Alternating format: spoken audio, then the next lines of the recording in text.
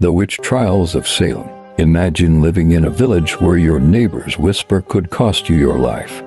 Where a strange dream, a cough, or a bad harvest could lead to a deadly accusation. This isn't a fairy tale. This is real history. Welcome to Salem, Massachusetts, in the year 1692, a place gripped by fear, superstition, and one of the most infamous events in American history, the Salem Witch Trials. In 1692, Salem was a small Puritan village. Life was hard. People worked from sunrise to sunset. Their world was full of danger, illness, war, hunger. They believed in God, but they also believed in the devil, and that the devil could use witches to do harm. The Puritans followed strict religious rules. Children had little freedom. Women were expected to be quiet and obedient. People feared the unknown. In January 1692, two young girls, Betty Paris and Abigail Williams, began acting strangely. They screamed, made odd noises, and twisted their bodies in pain. A doctor examined them and declared the unthinkable: witchcraft. Soon, other girls showed the same behavior. The village was terrified. Who was to blame? The girls began naming names, and the first accused were women seen as outsiders: a slave named Tituba, a poor beggar named Sarah Good, and an old woman named Sarah Osborne. Panic spread. Courts were formed. Accused witches were brought in, sometimes in chains, to be questioned.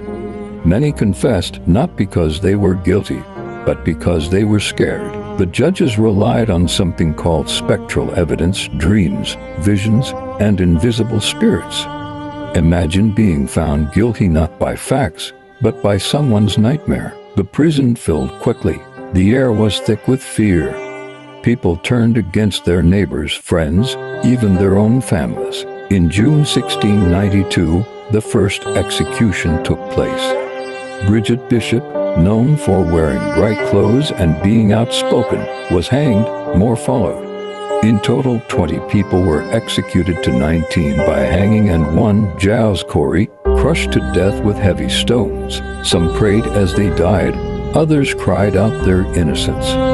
Their deaths shocked many, but the fear continued as more people were accused, including respected church leaders and even the governor's wife. Something changed. People began to question the trials. Could this many people really be witches? Ministers started speaking out. The public grew doubtful. Governor William Phipps finally stepped in. In October 1692, the court was shut down. The trials ended. Even though the trials had ended, the damage was done. Lives were lost, families ruined.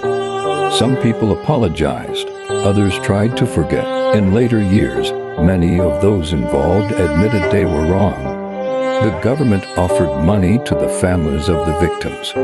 Memorials were built to honor the innocent. The Salem Witch Trials became a powerful lesson in history, a warning of what fear and ignorance can do. So, why did this happen? Historians believe it was a mix of things: fear of the unknown, strict religion, local rivalries, and maybe even a disease that caused hallucinations.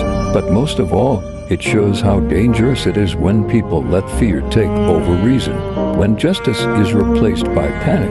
Today, we look back at the Salem Witch Trials and ask, have we learned? In modern times, people still face unfair judgment. Sometimes society points fingers too quickly on social media, in schools, even in politics.